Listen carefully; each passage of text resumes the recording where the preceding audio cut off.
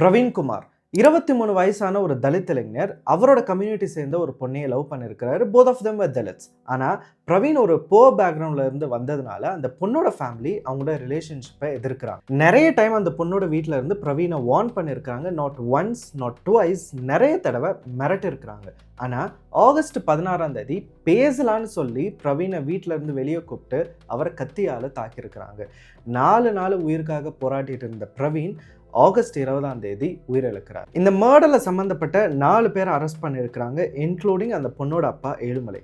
But here one thing to note, Ezhumalai அப்படின்றவர் தமிழக வெற்றி கழகத்தோட member. Now let me be very clear, this is not simply another murder story. This is a story what we call honor.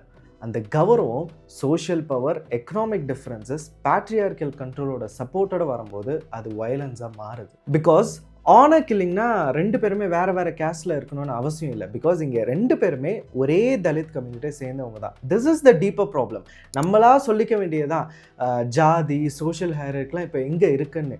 Equality பற்றி பேசுகிறோம், social justice பற்றி பேசுகிறோம், கேஸ்ட்டை ஒழிப்போம்னு பேசுகிறோம். But still சிலர் மிரட்டப்படுறாங்க, தாக்கப்படுறாங்க, கொலை செய்யப்படுறாங்க. Just because they dare to choose whom they want to love. And this is happening in Tamil Nadu. Now let us come to politics. நீங்கள் ஜாதி, மதம், பணம் எல்லாத்தையும் தாண்டி தான் ஆட்சிக்கு வந்தோம்னு சொல்கிறீங்க. ஆனர் கில்லிங் எதிராக தனி சட்டம் கொண்டு வரோம்னு சொன்னீங்க. Fine. The question is very simple.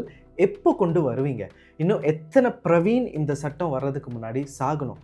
Because promise பண்ணுறதுக்கும் அதை ஆக்சுவலி கொண்டு வர்றதுக்கும் டிஃப்ரென்ஸ் இருக்குது. ஈவன் உங்கள் கட்சியில் ஜாதி வெறியை சப்போர்ட் பண்ணுறவங்க யாராவது இருந்தால் அவங்கள கண்ட்ரோல் பண்ணணும்.